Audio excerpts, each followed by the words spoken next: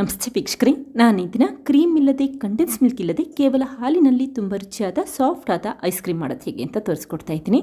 ಈ ರೀತಿ ice cream ಮಾಡಲಿಕ್ಕೆ ಕೇವಲ ಹಾಲು ಮತ್ತು ಮನೆಯಲ್ಲಿರುವಂಥ ಕಡಿಮೆ ಸಾಮಗ್ರಿಗಳು ಸಾಕು. ಬೇಸಿಗೆ ಕಾಲದಲ್ಲಿ ಈ ರೀತಿ ಆರೋಗ್ಯಕರವಾಗಿ ಐಸ್ ಕ್ರೀಮ್ ಮಾಡಿ ನೋಡಿ, ಮಕ್ಕಳಿಗಂತೂ ತುಂಬ ಇಷ್ಟ ಆಗುತ್ತೆ, ಮತ್ತೆ ಮತ್ತೆ ಕೇಳ್ತಾ ಇರ್ತಾರೆ.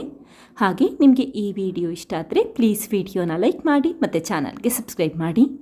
ಈಗ ಮನೆಯಲ್ಲಿರುವಂಥ ಕಡಿಮೆ ಸಾಮಗ್ರಿಗಳಲ್ಲಿ ಕ್ರೀಮ್ ಇಲ್ಲದೆ ಕಂಡೆನ್ಸ್ ಮಿಲ್ಕ್ ಇಲ್ಲದೆ ಐಸ್ ಕ್ರೀಮ್ ಮಾಡೋದು ಹೇಗೆ ಅಂತ ನೋಡ್ಕೊಳ್ಳೋಣ ಬನ್ನಿ.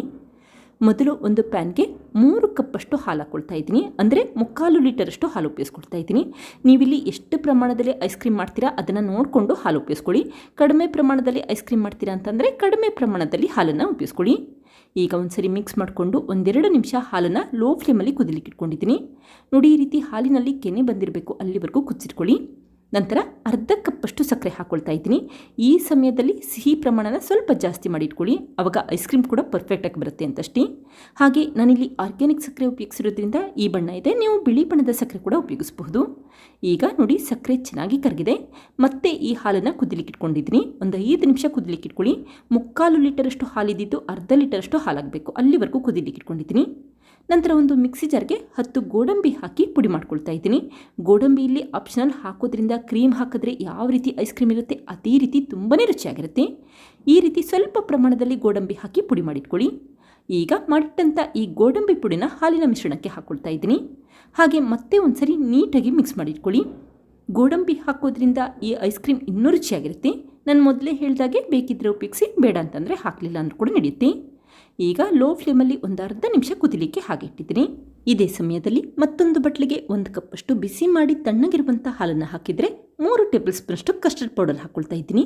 ಮನೆಯಲ್ಲಿ ಫ್ರೂಟ್ ಸಲಾಡ್ ಮಾಡಲಿಕ್ಕೆ ಅಂತ ಕಸ್ಟರ್ಡ್ ಪೌಡರ್ ಇಟ್ಟಿರ್ತಿರಲ್ಲ, ಆ ಕಸ್ಟರ್ಡ್ ಪೌಡರ್ ಉಪಯೋಗಿಸಿದ್ರೆ ಸಾಕು. ಆವಾಗ ಈ ಐಸ್ ಕ್ರೀಮಲ್ಲಿ ಒಂದೊಳ್ಳೆ ಫ್ಲೇವರ್ ಇರುತ್ತೆ ಮತ್ತು ವೆನಿಲಾ ಎಸೆನ್ಸ್ ಏನೂ ಹಾಕೋ ಅವಶ್ಯಕತೆ ಇಲ್ಲ. ಈಗ ಚೆನ್ನಾಗಿ ಮಿಕ್ಸ್ ಮಾಡಿಟ್ಕೊಳ್ಳಿ. ಈ ಕಸ್ಟರ್ಡ್ ಪೌಡರ್ ಮಿಶ್ರಣದಲ್ಲಿ ಗಂಟುಗಳಿರಬಾರ್ದು, ಆ ರೀತಿ ಮಿಕ್ಸ್ ಮಾಡಿಟ್ಕೊಳ್ಳಿ. ತಕ್ಷಣವೇ ಈ ಮಾಡಿಟ್ಟಂಥ ಹಾಲು ಮತ್ತು ಕಸ್ಟರ್ಡ್ ಪೌಡರ್ ಮಿಶ್ರಣನ ಈ ರೀತಿ ಕುದಿತಾ ಇರುವಂಥ ಹಾಲಿಗೆ ಹಾಕ್ಕೊಂಡಿದ್ದೀನಿ. ಹಾಗೆ ಉರಿನ ಲೋ ಫ್ಲೇಮಲ್ಲಿ ಇಟ್ಕೊಂಡು ಕಂಟಿನ್ಯೂಸ್ ಆಗಿ 1 ನಿಮಿಷ ಮಿಕ್ಸ್ ಮಾಡಿಟ್ಕೊಳ್ಳಿ. ಆವಾಗ ಹಾಲಿನ ಮಿಶ್ರಣದಲ್ಲಿ ಗಂಟುಗಳಾಗೋದಿಲ್ಲ ಅಂತಷ್ಟೇ. ನೋಡಿ, ಗಂಜಿ ರೀತಿ ಆಗಬೇಕು, ಅಲ್ಲಿವರೆಗೂ ಮಿಕ್ಸ್ ಮಾಡಿಟ್ಕೊಳ್ಳಿ. ಯಾವಾಗ ಈ ರೀತಿ ಗಂಜಿ ರೀತಿ ಇರುತ್ತೆ ಆವಾಗ ಉರಿನ ಮೀಡಿಯಂ ಫ್ಲೇಮಲ್ಲಿ ಇಟ್ಕೊಂಡು ಒಂದು ಅರ್ಧ ನಿಮಿಷ ಬೇಲಿಕ್ಕಿಟ್ಟಿದ್ದೀನಿ.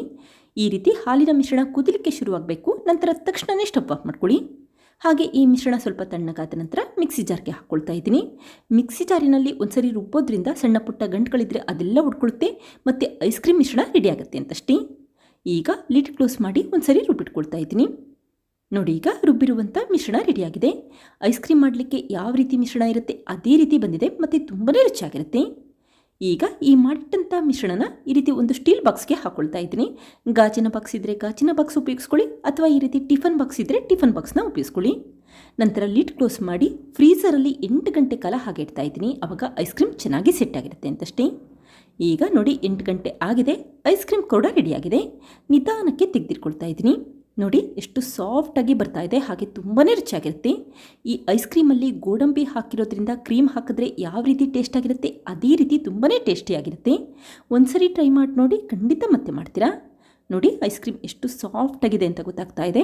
ಹಾಗೆ ಮಕ್ಕಳಿಗಂತೂ ತುಂಬಾ ಇಷ್ಟ ಆಗುತ್ತೆ. ಮನೆಯಲ್ಲಿರುವಂಥ ಕಡಿಮೆ ಸಾಮಗ್ರಿಗಳಲ್ಲಿ ಈ ರೀತಿ ಐಸ್ ಕ್ರೀಮ್ ಮಾಡ್ಕೋಬಹುದು. ಬೇಸಿಗೆ ಕಾಲ ಆದ್ದರಿಂದ ತುಂಬ ಬಿಸಿಲಿದೆ, ಹೊರಗಡೆಯಿಂದ ಐಸ್ ಕ್ರೀಮ್ ತರಿಸೋದಕ್ಕಿಂತ ಮನೆಯಲ್ಲಿರುವಂಥ ಹಾಲು ಮತ್ತು ಕಸ್ಟರ್ಡ್ ಪೌಡರ್ ಹಾಗೆ ಸ್ವಲ್ಪ ಗೋಡಂಬಿ ಇದ್ದರೆ ಸಾಕು, ಈ ರೀತಿ ಐಸ್ ಕ್ರೀಮ್ ಮಾಡ್ಕೋಬಹುದು. ಈಗ ಕೊನೆಯದಾಗಿ ಸ್ವಲ್ಪ ಪಿಸ್ತಾಯಿಂದ ಡೆಕೋರೇಟ್ ಮಾಡಿಟ್ಕೊಂಡಿದ್ದೀನಿ. ಪಿಸ್ತಾ ಇಲ್ಲಿ ಆಪ್ಷನಲ್, ಐಸ್ ಕ್ರೀಮ್ ನೋಡಲಿಕ್ಕೆ ಚೆನ್ನಾಗಿ ಕಾಣಲಿ ಅಂತಷ್ಟೇ ಉಪಯೋಗಿಸ್ಕೊಂಡಿದ್ದೀನಿ. ನೋಡಿದ್ರಲ್ಲ ಫ್ರೆಂಡ್ಸ್, ಎಷ್ಟು ಸುಲಭವಾಗಿ ಮನೆಯಲ್ಲಿರುವಂಥ ಕಡಿಮೆ ಸಾಮಗ್ರಿಗಳಲ್ಲಿ ಐಸ್ ಕ್ರೀಮ್ ಯಾವ ರೀತಿ ಮಾಡಿದೆ ಅಂತ ಗೊತ್ತಾಯ್ತಲ್ವಾ?